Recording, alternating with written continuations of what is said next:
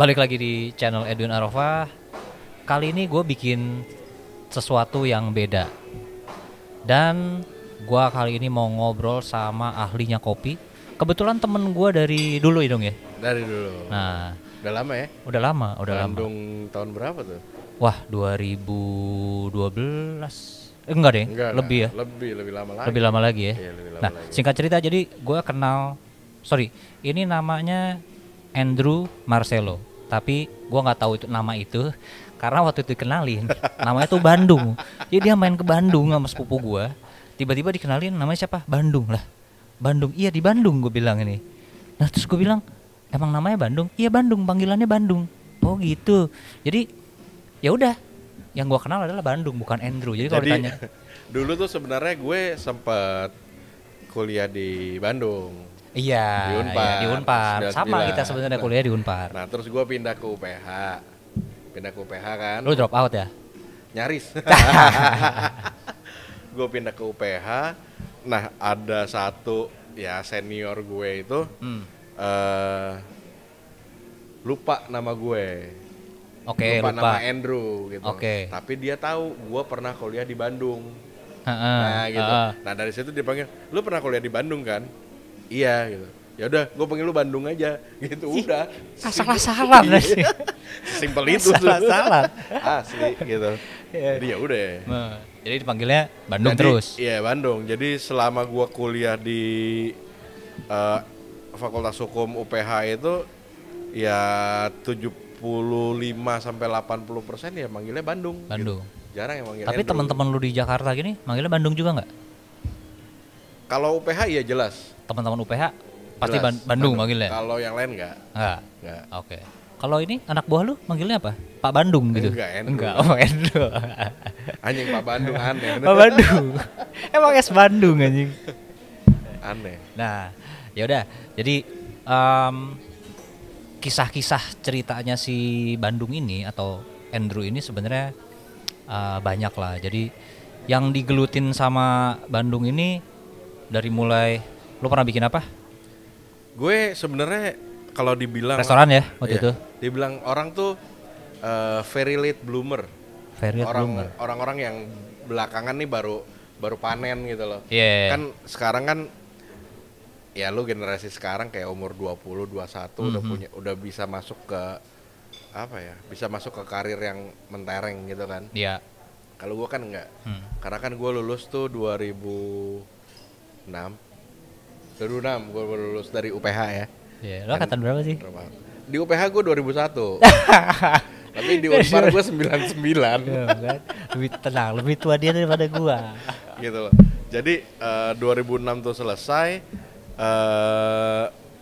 sebagai anak fakultas hukum yang memang idealisnya tinggi, pengen jadi law firm, pengacara kayak gitu-gitu lah ya. Iya. Nah gue apply ke law firm, sempat masuk interview ke beberapa law firm gede gitu. Tapi ya memang nggak tahu ya, rezekinya mungkin nggak situ ya, duitnya nggak di situ gitu. Nggak di situ. Jadi gue nggak diterima. Terus ada tawaran dari temen gue, gue mau bikin perusahaan IT nih, lo mau bantuin apa enggak? Aduh, IT lagi ya kan?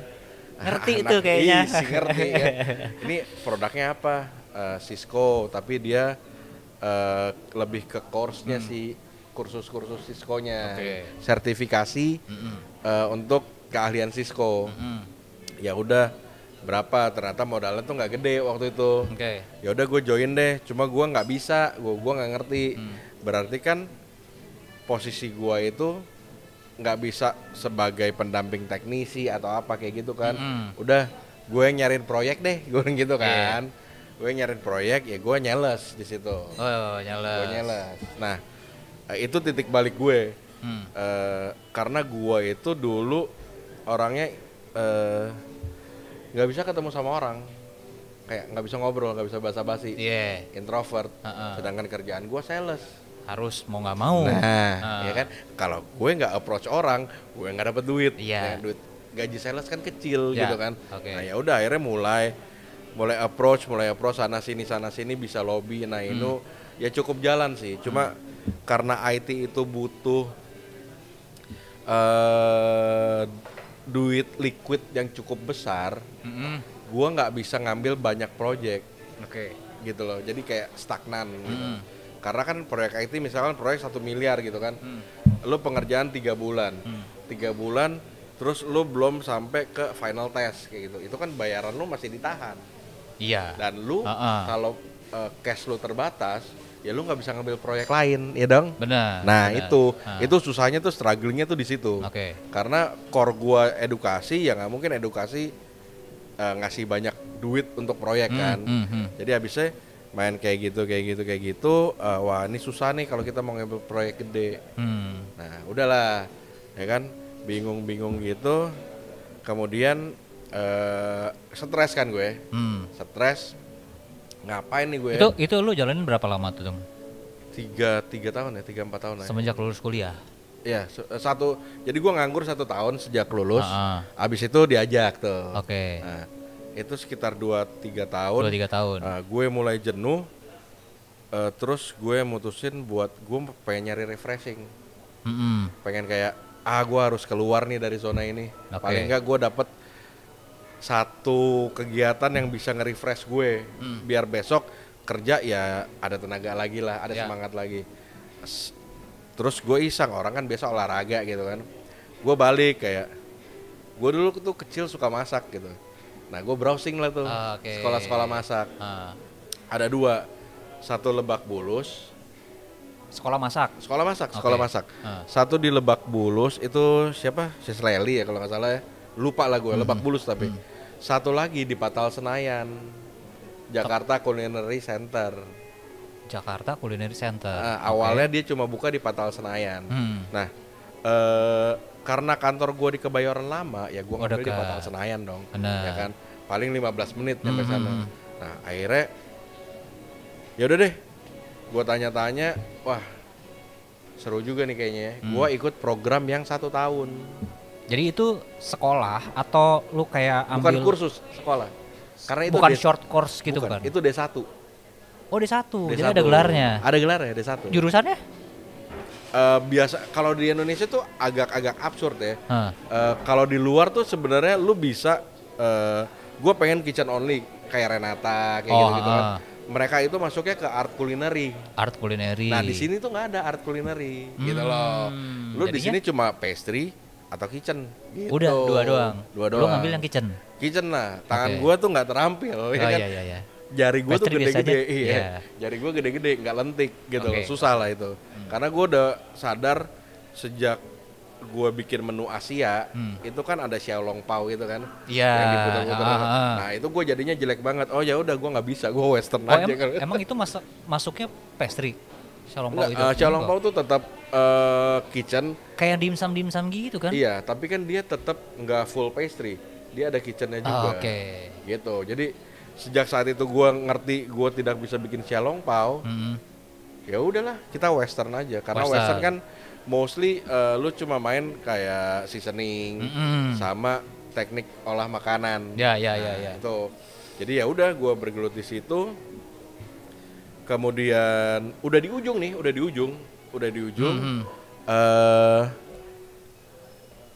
Ada setan datang nih. Gue belum lulus waktu itu. Ada setan datang. Lu masih kuliah berarti? Gue masih di situ, masih sekolah di situ. Tapi udah nggak mau belajar. Tapi tinggal bikin laporan terakhir. Kayak lu harus bikin laporan terakhir. Kira-kira lu mau bisnis apa, costingnya gimana, bla bla bla. Itu doang. Nah, sejak pas gue masuk situ, ada tawaran dari seorang setan, sahabat gue, Medi, saudara lu, sepupu gue.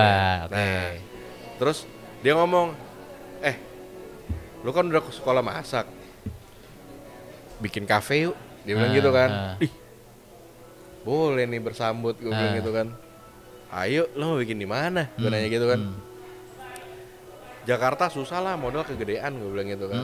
Nah kebetulan kan Medi ada Surya juga gitu kan. Nah, akhirnya kita jalan ke Semarang, kita survei apa sih yang kosong di Semarang gitu loh. Survei ke beberapa tempat, kita lihat traffic ini itu segala macam. Terus kita ngobrol lagi. Gue cuma ngomong gini, jangan bikin kafe deh, gue bilang. Karena menunya banyak, Ya. bahan banyak, nanti waste banyak, gue bilang. Kita fokusin aja apa steakhouse gimana, gue bilang gitu kan. Ya. Wih, Medi kan doyan daging ya. Iya. Boleh tuh steakhouse aja. Ha. Nah akhirnya dipersempit ke steakhouse habis itu. Okane Semarang. Okane. Okane Semarang. Gitu. Berarti Nah gara-gara Okane Semarang, D1 gue tuh belum lulus sampai sekarang. sampai sekarang. Sampai sekarang. Padahal gue ditawarin sama chef gue, Bro lu urus aja, gue bantuin deh. Kan lu udah ngerti semua-muanya, tinggal lu submit report aja, dia bilang kayak gitu kan. Tapi ini kan fenomena umum di mana semua orang yang udah megang duit akan males lanjut kuliah gitu kan. Iya sih. Ya kan? Iya sih, nah bener itu sih. loh. Males Pasti sih. ada psikologi kayak gitu Iya. gitu. Jadi aduh gue lagi ribet-ribetnya Okane lagi setup gitu. Ayo udah deh gitu. Walaupun sebenarnya kalau gue lebih rajin, gue bisa tarik data Okane untuk bikin report gitu loh. Ya kan? Oh iya benar. Nah itu loh. Benar. Tuh. Terus akhirnya ya udah jalanin Okane dulu deh gue bilang gitu kan. Sambutannya luar biasa ternyata di Semarang. Itu gue juga nggak nyangka sih. Enggak. Pertanyaan gue, apa yang memutusin lu untuk bukanya di Semarang? Kan banyak. Kalau mau di Jawa misalnya bisa di Jogja, atau mungkin bisa di Malang, bisa di Surabaya. Ya. Semarang itu karena kan partner kita ada yang tinggal di Semarang. Surya. Surya. Oke. Jadi paling enggak ada yang bisa kontrol dulu nih. Oke. Kalau antah berantah Jogja, gua nggak kenal siapa-siapa. Nggak ada siapa-siapa lah ya. Gitu. Oke. Dan yang enaknya adalah karena Surya itu orang Semarang, ketika kita set up Okane itu dia udah tahu, oh beli ini di sini, beli ini di sini, beli ini di sini gitu loh. Ini harganya best price nih gitu loh. Okay. Plus karena waktu itu konsep kita steakhouse, gua lihat di Semarang itu belum ada steakhouse yang kelasnya middle. Jadi orang itu makan di mau steak ya, warung steak and shake di situ. Iya. Atau lu mau ke hotel sekalian. Jadi nggak ada di tengahnya nggak ada. Di tengahnya nggak ada. Jadi udah yang bawah sekalian. Kosong, iya. Atau ya udah. Nah, kosong Yang banget kan up tuh. banget. Nah, ini gap gue bilang. Itu sama sekali nggak ada. Nggak ada sama sekali. Terus gue bilang, ya udah kita masuk aja di situ. Pricingnya gimana? Lu lihat aja tuh Holy Cow. Gue bilang gitu kan. Iyalah, Holy Cow udah jauh lebih lama kan. Lu lihat aja tuh Holy Cow. Oke, kita pricing segitu. 1 tahun gue buka, Holy Cow baru buka gitu loh. Oh, jadi Okane dulu. Okane setahun dulu. buka, habis itu Holy Cow buka. Holy Cow bang. Kenapa? Karena waktu itu kita benar-benar lihat market kayak lu makan steak dengan harga 250-300 ribu di hotel. Iya. Itu kan bukan yang top gitu loh, yang medium quality lah. Sedangkan gue jual medium quality itu bisa di 150 mungkin. Ya. Nah ini kan kosong, nggak ada. Iya. Ya kan. Padahal gue yakin orang sini mah pasti demen steak gitu. Nah, iya Dan banyak yang suka. Akhirnya nge-set up Okane itu ya mulai dari harga 99.000 Paling murahnya. paling murah. Oke. 99.000, 109, 129 kayak gitu-gitu kan. Sampai 200 sampai kita karena itu udah settle, udah wow banget. Kita iseng ke supplier. Mereka nanya, "Bos, lu pede gak jual Kobe di Semarang?" Wah, buat gua, oh lu nantang gue gitu.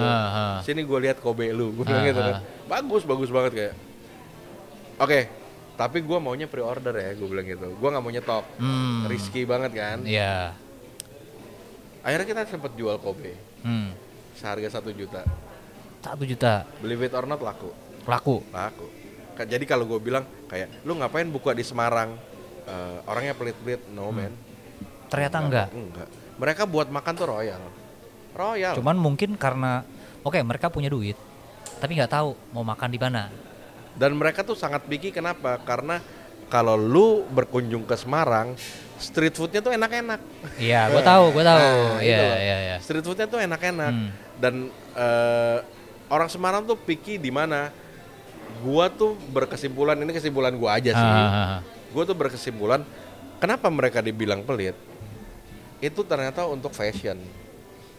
Maksudnya? Baju. Kalau ke baju-baju mereka lebih picky dibanding makan. Dibanding makan. Kenapa? Karena gue lihat Semarang tuh nggak kayak Jakarta. Kalau Jakarta kita ke PS, ke Pacific Place, kita dress up ya kan. Nah gitu. Sedangkan Semarang kan mallnya yang memang benar-benar mall, bukan entertainment gitu kan. Yang emang orang belanja. Gitu loh. Bukan yang cuci mata, nongkrong, enggak. Beda konsep sama mall Jakarta gitu. Nah, kenapa mereka jadi picky di fashion? Ya mau dipakai kemana, Pak? Oh iya juga ya. Iya gak sih? Mau kemana ya di sana ya? Mall cuma itu doang gitu kan. Terus apa yang gue dapat kayak mereka selalu dress up ketika ke restoran-restoran yang terkenal, yang high end. Even Okane pun gue nggak bilang high end, gue medium lah. Itu aja mereka dress up dan gue kayak minder gitu kayak, gue di bawah aja deh. Nah, mereka dress up gitu, makanya kayak, oh mungkin ini ya yang dibilang orang Semarang pelit, tapi gue nggak merasa orang Semarang itu pelit gitu loh. Mungkin untuk beberapa sektor kayak mungkin fashion kayak gitu-gitu mereka lebih picky lah, bukan yang pelit, picky ya. Gue mau pakai kemana? Ya kan kondangan juga nggak setiap minggu, ya kan bener. Mall juga gitu-gitu aja. Ya, nah itu loh. Cuma mungkin sekarang udah berubah karena dari Okane sampai sekarang itu perkembangannya jauh. Semarang tuh sekarang udah banyak banget tempat-tempat gaul gitu loh. Jadi mungkin mereka juga lebih royal. Jadi bisa dibilang waktu itu dengan adanya Okane, which is itu kan brand lokal. Habis Okane berdiri di sana, udah jalan, bermunculan tuh kan. Restoran-restoran lain. Salah satu yang nongol itu setelah Okane itu adalah yang sekarang jadi temen gue, Ernest Kristoga. Nesco. Dia kan anaknya Ana Avanti ya, dan dia sekolah kuliner. Nah, Okane buka selang 6 bulan atau 8 bulan dia buka Nesco di sana di Semarang. Ya, gue tahu. Dan waktu itu kita cuma tahu doang. Gitu kayak, oh ini ownernya Okane, oh lu Nesco, kayak gitu kan. Itu cuma tahu doang dan nggak pernah ngobrol. Dan gue bersyukur sih kita nggak pernah ngobrol. Kenapa? Wah itu brengsek. Serius loh? Wah diem. Gue kalau kenal dia dari awal di Semarang, mungkin gue udah meninggal ya. Wah makannya nggak kira-kira pak. Tapi sekarang dia diet. Pas awal-awal wah makannya nggak kira-kira. Dan lu tahu dong menu Jawa Tengah itu apa juga ada jeroan gitu kan. Nah itu. Nasi goreng babat. Nasi goreng babat masih oke ya. Waktu itu gue diajak Surya, Le, kita makan sehat. Makan apa? Nasi pecel. Wah boleh lah ya nasi pecelnya ada sayur. Sayur kan. Pas nyampe toppingnya apa mas? Ada babat, ada usus. Sama aja. Gitu. Jadi ya begitu kayak. Ya udah. Selama di Semarang itu kayak gue 4 tahun ya. 4 tahun terus habis itu bentrok sama yang punya tempat. Gitu. Jadi akhirnya wah ribet. Udah deh nggak usah dulu deh gitu loh. Nggak usah. Ya udah gue mulai iseng belajar kopi. Dari situ lu belajar kopi. Walaupun ini Okane masih tetap jalan ya. Okane masih tetap jalan, tapi gue belajar kopi lah. Gitu. Kenapa? Karena gue zaman kuliah sama Medi, sama Beb dan yang lain-lain itu, ya anak UPH gimana ya? Kita sering ke Starbucks PS. Starbucks PS nongkrong. Nongkrong. Itu biasa minimal tuh seminggu sekali hari Rabu. Kalau lagi awal bulan, Rabu Jumat. Itu selalu di situ. Royal ya anak-anak UPH ya. Royal loh. Iya. Anak UPH sekarang beda, Pak. Kalau kita dulu Starbucks kan. Sekarang Holy Wing. Iya benar juga sih. Beda. Starbucks lu 50.000. Oh iya benar.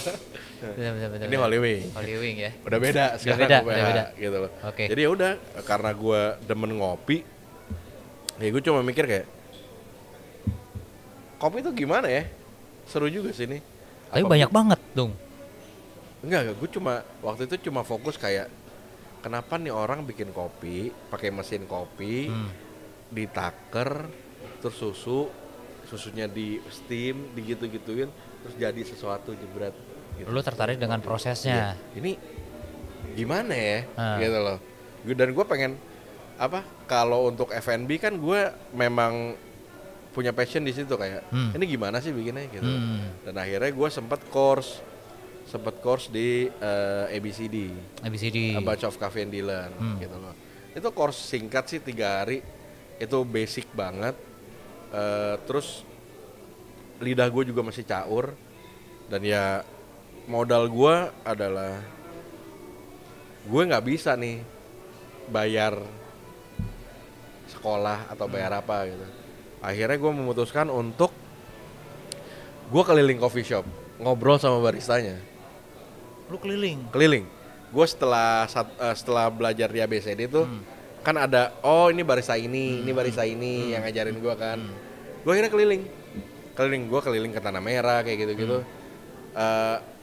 Sebagai orang yang kekurangan, kita kan nggak boleh gengsi, nggak boleh malu, ya gak? Benar, kita kan kurang ilmu. Benar kan? Benar. Malu bertanya sesat lu pasti nanti. Iya. Ya udah, jadi gue pede aja. Mas, ini kalau ini gimana? Ini rasionya berapa? Gitu. Bukan yang kayak pendekar zaman sekarang yang saya mau begini gitu kan. Nah, kalau gue tuh dulu nanya, Mas, ini dosnya berapa sih? Kayak gini. Oh, kalau ditambahin dosnya gimana? Kalau kurangin gimana gitu. Nah, frotting susu gimana sih? Gue boleh gak sih ke situ kayak gitu. Nah, dunia kopi tuh enaknya adalah mereka selalu welcome sama orang-orang yang pengen tahu, bukan yang sok tahu. Tapi kalau yang pengen tahu, mereka welcome banget gitu. Ini ada orang asuh nih. Customer loyal. Nah, jadi dari situ gue belajar 1 tahun gue muter. Di setengah tahun itu gue sendiri.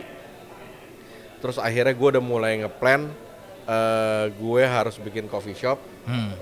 Dan gue udah mulai hunting siapa yang mau gue jadiin barista gue. Nah, ketemulah gue satu, bukan coffee shop mewah lah, cuma warung doang. Terus gue ngobrol-ngobrol. Gue mau dong dibikinin cappuccino lu. Pas, enak nih gue bilang, enak. Akhirnya gue ngobrol-ngobrol, gimana ya belum tahu gini-gini. Akhirnya gue rekrut. Lu rekrut jadi barista. Nah, untuk di overdose gitu kan. Overdose itu iya, Nah, overdose kan nama coffee shop gue. Nah, overdose ini sebenarnya proyek idealis gue banget, gitu loh. Dimana orang dulu tuh kita jual kopi kualitas tinggi, gitu loh. Yang nggak ada makanan cuma cemilan doang, gitu loh. Makanan cuma cemilan doang, pastry kayak gitu-gitu kan. Ya udah, ongoing jalan, ngulik dari bego gitu kan sampai lumayan kayak gitu-gitu. Oh, ternyata oke juga ya, menghasilkan banyak enggak, tapi nggak boncos, itu aja sih. Oh gitu. Iya, buat usaha kopi gue pertama loh gitu. Buat pertama oke lah ya. Dan sangat idealis gue gitu, kayak gue diajarin di sekolah, gue mau setupnya begini gitu. Kan kadang-kadang orang, ya lu ngapain sih, ya lu cuan aja gitu. Nah kalau gue pada saat itu gue idealis, gue nggak mau gitu loh. Cuan bisa dapat, tapi gue kayak pengen branding Ode, pengen bikin coffee shop yang gua banget. Nah, Ode berjalan, Okane berjalan. Nah, Okane ini ya udah mau habis lah gitu. Udah mau habis, terus akhirnya gua fokus di overdose. Fokus di overdose. Overdose itu selama 2 tahun kan. 1 tahun gua jalan, terus tahun berikutnya gua cuma ngomong gua nggak bisa nih jadi barista doang gitu kan. Ya gue owner, gue barista, gue pengen sesuatu yang lebih, ya kan. Kalau ditanya lebihnya apa, lo mau ikut kompetisi nasional, lah gue kan owner. Kompetisi nasional itu kan lebih kayak nih lo, gue champ, ya kan. Buat kayak gue udah berhak lo dapat gaji lebih tinggi karena gue champ, ya kan. Buat orang-orang seperti itu banyak yang kayak gitu kan. Mereka banyak lah ngejar seperti itu. Dan gue kayak, lah gue owner gitu. Di otak gue, ya gue lebih ke pengembangan bisnis, ya kan. Ya gue champ pun, ya udah sekedar champ. Tapi kan kasihan, yang apa orang-orang yang niat banget, yang memang mungkin lebih membutuhkan gitu, kayak supaya naik jabatan, naik gaji gitu. Ya kasihan lah mereka, ya mereka aja. Kalau yang compete gitu loh. Ya cuma nggak apa-apa juga owner coffee shop compete, lucu-lucu juga gitu. Terus akhirnya dari gue pertimbangannya itu ya udah deh kasih yang lain aja. Akhirnya gue ngedaftar juri. Lu daftar jadi juri kompetisi. Juri kompetisi. Jadi juri kompetisi itu bukan cuma daftar, kita juga ada workshopnya. Ada workshop, ada tes. Oh gitu. Jadi bukan cuma lo short course terus lo udah boleh ngejuri nggak? Oke. Jadi kita ada workshop. Setelah workshop kita ada tes. Lo layak nggak nih? Jadi juri. Jadi juri. Oke. Gitu karena kan yang dicek itu agak-agak challenging karena gue ngerokok kan. Mereka ngetesnya itu olfactory itu penciuman. Nah, sementara orang yang ngerokok penciumannya tuh biasanya berantakan. Nah, ya kan? Iya. Nah, terus setelah olfactory penciuman, lu ke sensory. Sensory itu lidah. Orang ngerokok juga kan ketutup rasanya. Nah, itu tuh wah super challenging sih sebenarnya buat gue gitu loh. Jadi gue udah mulai sedikit ngurangin rokok, apalagi kayak besok ada sensory nih, ya gue udah nggak ngerokok gitu loh. Sensory beres baru ngerokok, yang kayak gitu. Lebih kompromi lah gitu. Kalau perokok kan kayak ya dimanapun gue mau ya gue ngerokok gitu. Nah, sekarang kalau udah juri tuh udah nggak bisa gitu. Terus ya udah belajar jadi juri, standarisasi nilai segala macam. Kita kalibrasi. Yang paling susah itu tuh sebenarnya kalibrasi. Kalibrasi apa sih, Dung? Kalibrasi antar juri itu tuh gini. Ini ada satu kopi. Satu kopi hitam lah. Karena gue juri di brewers, bukan di barista. Brewers itu yang manual brew. Oke. Nah, dia serve satu kopi. Lo minum, gue minum. Ya kan? Kopi yang sama? Kopi yang sama, di gelas yang sama gitu. Oh, di gelas yang sama juga? Bisa di gelas yang sama. Lu akan bilang, karena ini cukup kompleks, gue kasih nilai 75, lu setuju apa enggak gitu. Kita sama gak sih nilainya gitu. Nah, itu kalibrasi antar juri. Itu yang paling susah. Pasti beda. Banyak yang beda atau toleransinya adalah lebih besar atau lebih kecil 0,25. Kalau lu ngasih 725, gua ngasih 7,5, itu masih nggak apa-apa, masih dibilang lu calibrated gitu loh.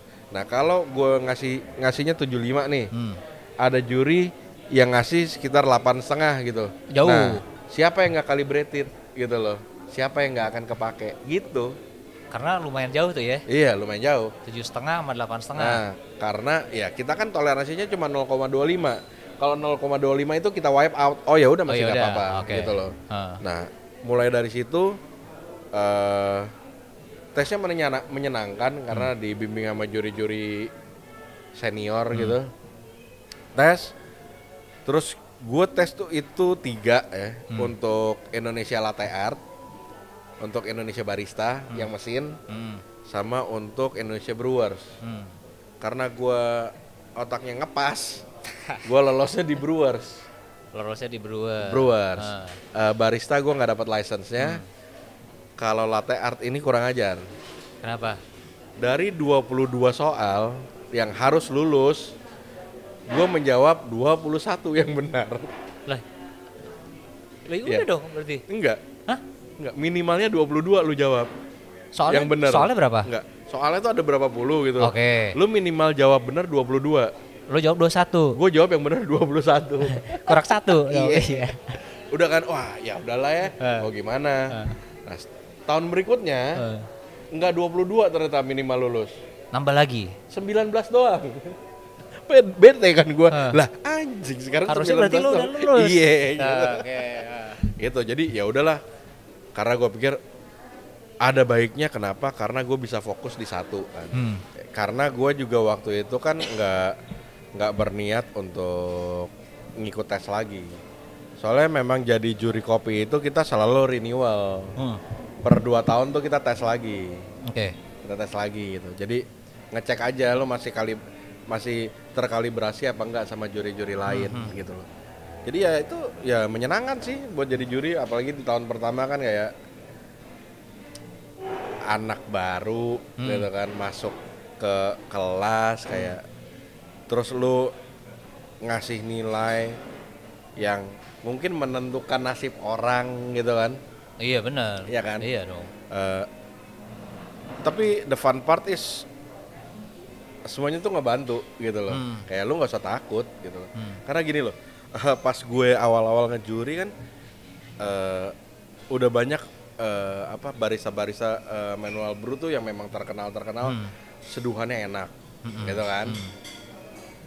Terus mereka ikut kompetisi dengan beans yang wow gitu kan. Terkadang tuh para juri terutama kayak gua di awal-awal itu kayak kalah hawa, jiper duluan gitu loh. Wah dia kan jago nih, plus beansnya enak nih. Nah lu akan kadang-kadang lu tersugesti bahwa ya nggak mungkin lah nilai dia rendah gitu loh. Gitu kan. Tapi sebenarnya yang sering kejadian bisa aja seperti itu. Bahwa kita sebagai juri beratnya adalah kita nggak boleh bias. Oke. Nah, gue juri, semua juri itu kenal sama barista, kenal dekat. Karena orang kopi itu kan sebenarnya kopi ini kan bisnis komunitas sekarang masih ya. Belum industri banget gitu.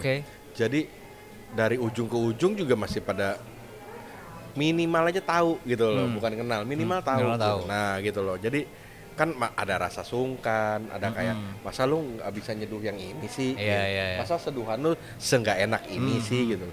Tapi ya yang seru dari kompetisi manual brew itu anything could happen on the stage. Baristanya juga bisa melakukan kesalahan. Jadi lu nggak boleh bias bahwa barista ini jago, pakai beans bagus, seduhannya akan enak gitu loh. Itu challenge pertama sih gitu loh. Dan gue selalu didoktrin bahwa kayak salah satu varietas tertinggi dan termahal di dunia kan geisha ya. Arabica geisha gitu kan.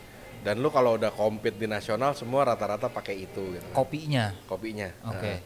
Tapi balik lagi setelah gua pelajarin dari awal gua ngejuri, terus gua minum kopi dimanapun gitu. Tidak semua geisha enak. Nggak semuanya enak. Geisha tuh dari mana sih dong? Geisha tuh Panama. Jadi geisha ini lucu. Gue pikir Jepang, namanya geisha. Nah, ini tuh lucu. Sebenarnya kopi geisha ini adalah awalnya tuh kayak kopi buangan. Nah, jadi dia tuh numbuh di, gue agak lupa ini, mungkin gue salah gitu ya. Dia numbuh di Geisha Village di Ethiopia sebenarnya. Namanya Geisha Village. Gitu loh. Terus kayaknya di situ tidak berkembang. Dibawalah dia ke Costa Rica. Costa Rica juga kurang, terus akhirnya ke Panama. Nah, yang ngebawa ke Panama ini si Peterson family. Peterson family itu gue lupa dari mana. Gue makin nggak mudeng nih. Ini sejarahnya. Iya, oke. Nah, yang lucunya Peterson family itu bukan petani. Mereka tuh profesional. Yang akhirnya beralih, gitu loh. Jadi petani kopi. Jadi petani kopi. Tadinya itu mereka punya lahan luas untuk peternakan. Terus dibawalah satu varietas geisha ini ditanam, dimodifikasi sedemikian rupa, ya dirawat gitu. Terus tiba-tiba booming. Ketika auction dia tinggi harganya. Wah, ini apa gitu loh. Semua juga bingung. Pada saat itu semua juga bingung. Wah, ini apa kok bisa kayak begini gitu. Nah, trennya tuh mulai dari situ.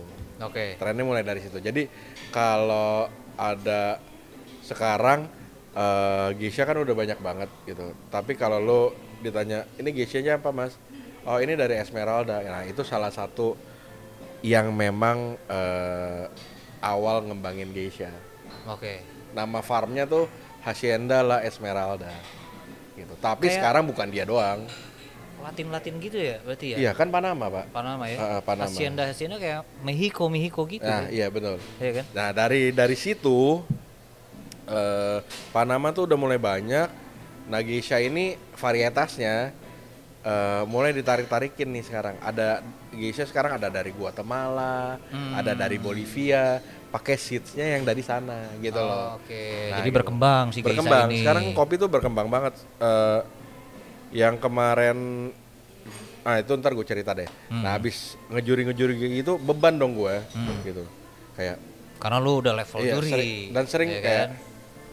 masa dia dapatnya cuma segini sih, nggak lolos gini-gini. Ini pasti jurinya baru nih gini-gini. Nah kayak gitu-gitu loh kayak. Iya gue juri baru, cuma kan gue dibimbing sama yang udah kompeten, ya kan. Maksudnya gini loh, di juri satu panel itu berempat, satu head judge, sensori 1, sensori 2, sensori 3. Setiap barista nge-serve 3 untuk sensori 1, sensori 2, sensori 3. Dari 3 sensori ini tidak boleh ada yang saling nyoba. Lu nyoba cup lu doang. Oke. Nah, misalkan gue sensori 1, lu sensori 2, ada dia sensori 3. Ini cup 1, cup 2, cup 3. Lu akan assess di cup lu doang. Gue nggak boleh nyoba cup lu, gue nggak boleh nyoba cup dia. Yang boleh nyoba itu head judge-nya. Gitu loh. Si head judge boleh nyoba tiga-tiganya? Boleh. Oke. Jadi lu fokus untuk nilai yang di cup lu aja. Gitu loh.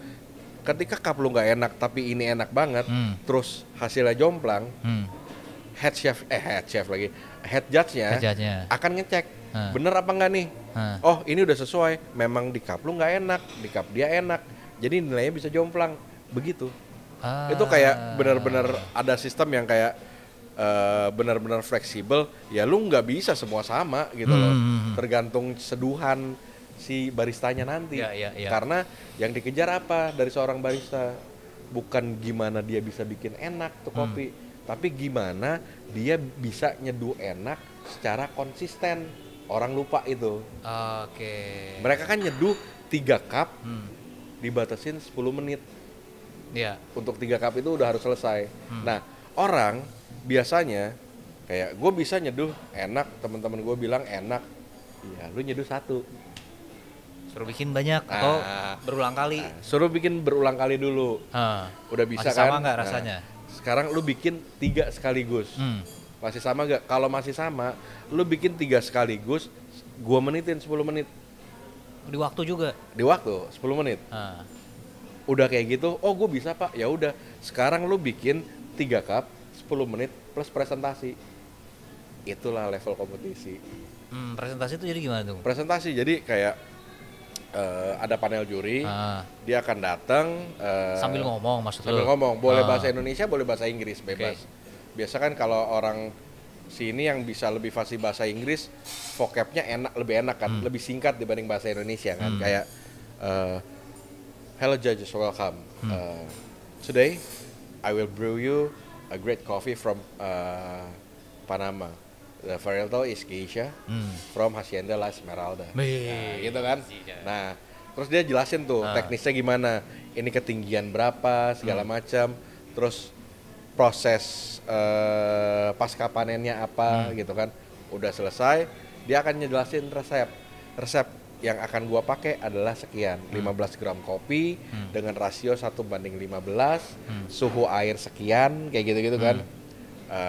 Dengan alat V60. Kenapa V60? Soalnya gini. Nah, rasa yang akan lu dapet gitu adalah nomor 1 aromanya jasmine. Kedua pertama agak lemony, citric, terus masih ada mandarin orange, terus ada coklat, terus long aftertaste clean, misalkan kayak gitu. Banyaknya. Nah, itu udah bahasa-bahasa teknis, udah bahasa-bahasa teknis. Nah, ya udah dari situ kita elaborate apakah yang dia sampaikan sama gitu loh dengan hasil seduhannya. Karena kita ada dua kolom. Kolom atas itu ada aroma, flavor, aftertaste, acidity, body, balance, overall. Itu yang juri doang. Itu nilai kita. Nah, kolom bawahnya itu apa yang dijanjiin oleh brewersnya. Nah, kolom terakhir cocok gak nih 2 kolom ini? Nah, gitu loh. Ya. Itu yang ngerti. kadang-kadang kayak yang kita dapat, yang mereka janjiin salah. Berarti di kolom terakhirnya ya nggak bagus nilainya. Nah, kayak gitu-gitu. Jadi kalau lo ke coffee shop, terus banyak orang-orang yang barista-barista yang udah lama gitu. Gue merasa kayak kita tuh kayak orang gila kalau didengerin orang gitu. Kayak kita ngulik kopi nih, gue kan selalu biasa ditanya gimana kok. Oke, gue dapet hint of lemon tapi ini masih ada strawberry-nya, ya kan. Terus teksturnya tea-like, black tea finish kayak gitu-gitu. Tapi itu ingat bahwa semua rasa itu menyerupai, bukan rasa stroberi. Bukan, gitu. menyerupai. Ya. Kayak lu makan apa ya? Makan anggur. Tapi ini mirip anggur ini ya. Nah, kayak gitu loh. Menyerupai lah. Nah, menyerupai. Jadi emang wow banget kopi tuh kalau yang kualitas tinggi. Tapi so far yang seperti itu tuh ada di kopi Arabica, bukan kopi Robusta. Oke. Gitu. Abis ngejuri gitu, terbitlah Society nih. Society. Nah, kita sekarang lagi di Society di BSD dong ya. BSD. Nah, BSD. Foresta Business Love. Signature. Nanti di akhir video akan gue tulis di sini alamatnya, Instagramnya dan semua informasinya. Nah, sekarang cerita dulu dong. Society nih. Society itu pergabungan antara Overdose yang dulu sama temen gue juga buka di mana Alam Sutra juga, namanya Spoten. Jadi kita ngobrol, kita udah tahu kelemahan kita. Kelemahan kita adalah tidak punya dapur. Nggak punya dapur. Oke. Karena buat gue idealisme itu luntur lah. Kenapa? Karena nggak ada lah orang mau cuma ngopi doang tanpa ada makanan, benar gak sih? Benar. Orang kan nyemil orang, ya kan? Orang kan ngopi tuh pasti minimal udah mulai lapar, cemilan, atau mungkin yang meeting mereka butuh makan berat. Pasti. Sedangkan konsep Spoten dan Ode nggak ada makanan berat, gitu. Jadi akhirnya gue kontrak abis, Spoten itu sekitar 6 bulan lagi kontrak abis. Gue ngobrol enaknya gimana ya? Gini. Jadi akhirnya dikenalin sama sahabat gue juga. Nih, mau gak lo ada di Foresta? Akhirnya kita ngobrol. Tapi syarat gue cuma satu. Gue pengen ada kitchen karena itu kelemahan gue. Kalau lo ngasih gue tanpa ada kitchen, gue nggak berani ngomong kita bakal cuan. Gue bilang gitu. Nah, iya. Ya buat apa dong kalau nggak cuan, ya kan? Ya kan? Harus di depan dulu omongan depan cuan. Dulu. Ya kan? Benar.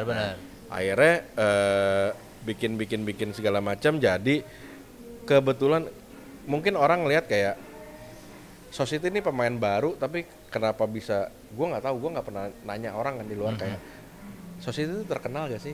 Karena dari Okane aja gue nggak pernah nanya gitu. Gue nggak tahu bisnis gue tuh kayak gimana gitu. Karena Society itu yang ada di Society yang nge-set up gue sebagai juri Brewers nasional. Partner gue, Rainer itu juga juri nasional, plus udah ngambil juri world. Oh gitu? Ya. Berarti udah internasional deh kelasnya? World. Ya, world. Oh gile. Store manager gue, juri nasional dan juri world. Oke. Jadi orang-orang tuh udah serius nih berarti bisnisnya. Society ini udah lebih serius lagi. Orang-orang tuh ngobrol kayak, anjing lu mah enak ya, semua lu juri. Siapa yang mau pendekarin lu? Ya gue bukan bermaksud memancing pendekar. Gue kan bisnis kayak karena kita backgroundnya udah juri ya harus proper lah kopinya gitu aja sih sebenarnya. Bukan mau bragging atau apa. Gitu. Jadi ya udah, so far ya kayak gitu. Terus gue kemarin iseng juga kan kayak, oh kopi kayak gini-gini aja ya. Ada ajakan dari temen gue, gue punya tempat nih, udah gue bayar, murah banget, kita bikin apa ya? Lu gimana udah lu bayar belum tahu mau bikin apa gitu kan. Kira-kira mau bikin apa? Udah deh, gue punya konsep, lu mau ikut apa enggak? Bikin apa? Bakmi ayam kampung di Jakarta Selatan. Nah itu posisinya kan di Karangtengah Raya tuh, ya kan, mau Lebak Bulus. Nah gue lagi merintis di situ, baru anak baru itu mah, baru 5 bulan gitu. Bisnisnya bakmi nih. Mie ayam. Oke. Halal. Oh halal. Nah, tidak ada minyak babi, tenang Pak. Siap. Nah, jadi gue masuk tuh ke Karangtengah. Ya masih belum yang nggak bisa langsung ini lah ya, masih banyak kicak-kicuknya, tapi So far ya lumayan lah. Udah gitu buka loh. kan tadi? Udah. Ada di Gojek kok. Oke. Namanya Bakmi Sentosa 168 di Iya. Karang Medi pernah Tengah cerita Raya. sama gua. Iya. Gitu. Karena Medi gua undang. Iya. Nah, jadi sekarang berarti kan lu lagi ngerjain Society, terus yang Spoten apa namanya tadi? Spoten itu satu, Spoten sama yang Coffee baru Consultant. si mie ayam. Ya, Bakmi ayam Sentosa. Gitu. Lu nggak takut apa lagi pandemi gini buka-buka bisnis baru gitu? Enggak sih. Enggak ya? Jalan Karena aja ya? gue cuma lihat gini. Ya pandemi ya. Orang tetap butuh makan tapi ya. Nah, cuma sekarang gini. Lu makan kan bukan yang fine dining, ya kan? Benar. Mie ayam, Jo. Iya. Siapa sih yang nggak nyari mie ayam? Iya, Nah, itu kan. Ya udah, dan ketika mie ayam itu konsepnya kan ya lu masak, beres langsung lu makan. Berarti kan masih dalam keadaan panas. Aman gitu Iya. loh. Ya kan? Betul. Nah, gue lebih ke situ. Kenapa gue pede kayak ya kenapa nggak mie ayam gitu loh. Mie ayam kan orang Indo semua makan mie ayam lah. Ya. Ya gak? Pagi-pagi lu nyari apa sih? Nasi uduk, bubur, mie ayam. Iya, Nah, udah. itu. Iya, Nah, benar. itu. Jadi gue yang lebih simple ngambil ke situnya karena Society sama Spoten nih udah advance gitu loh. Iya. Oke. Jadi itu cerita dari Andrew Marcelo alias Bandung tentang ya mungkin perjalanan lu kali ya. Iya. Perjalanan lu dari mulai lu bangun sebuah steakhouse sampai kopi, kemudian sekarang juga ada Bakmi, mie ayam, coffee consultant. coffee consultant juga gitu. Gitu. Yes. Oke. Kalau gitu sekian dulu ya dong ya. Terima kasih. Thank you banget Odong. Atas Sukses kunjungannya. terus. Sukses Oke. juga. Thank you. Nah, pokoknya terima kasih buat teman-teman yang udah menyaksikan video ini dan udah subscribe, like, dan komen ke video-video gua sebelumnya. Mudah-mudahan segmen ini, si Ngoling ini akan berlanjut ke episode-episode berikutnya. Harus. Dengan orang teman-teman gua yang lain-lain lagi. Ya? Lebih unik ya? Lebih unik. Nah. Oke. Sampai di sini dulu. Sampai ketemu di video selanjutnya. Dah.